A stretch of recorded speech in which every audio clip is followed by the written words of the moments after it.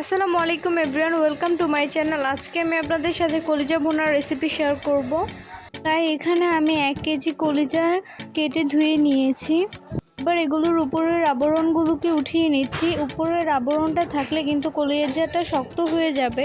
চুলায় একটি পাত্র বসিয়ে পরিমাণ মতো পানি গরম করে নিয়েছি। এবার কলিজাগুলোকে দিয়ে 2-3 মিনিটের মতো জাল করে নিচ্ছি। 2-3 মিনিটের মতো জাল করা হয়ে গেলে এবার এগুলোকে উঠিয়ে একটা স্ট্রেনারের মধ্যে নিয়ে পানিটা ঝরিয়ে নিচ্ছি। চুলায় একটি পাত্র বসিয়ে দিয়ে দিচ্ছি পরিমাণ মতো সরিষার তেল, দিয়ে দিচ্ছি তেজপাতা, দারচিনি, এলাচ, লবঙ্গ, কালো গোলমরিচ। এবার এগুলোকে একটু ভেজে নিচ্ছি। ভাজা হয়ে গেলে দিয়ে দিচ্ছি 1.5 কাপ পেঁয়াজ কুচি। পেঁয়াজগুলোকে হালকা ব্রাউন কালার করে ভেজে নিব।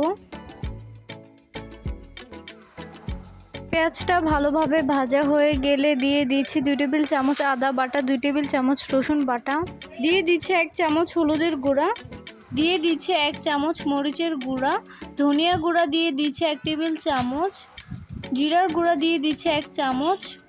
মশলাটা যেন পুড়ে না যায় সেজন্য দিয়ে দিচ্ছি অল্প পরিমাণে পানি। এখানে আমি গরম পানিটা ব্যবহার করেছি। এবার মশলাটাকে কষিয়ে নিব।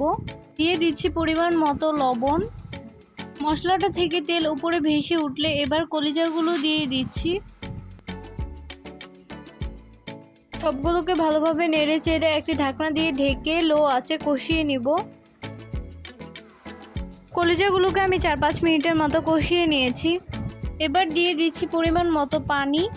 কলিজাগুলোকে আরও কিছুক্ষণ ঢাকনা দিয়ে ঢেকে রান্না করে নিব। কিছুক্ষণ পরপর ঢাকনা উঠিয়ে নেড়ে চেড়ে দিতে হবে।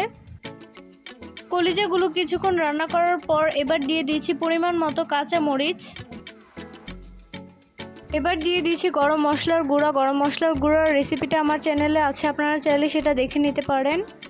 কলিজাটা কিন্তু ভালোভাবে রান্না হয়ে গিয়েছে। এবার এটাকে চুলা থেকে নামিয়ে পরিবেশন করছি।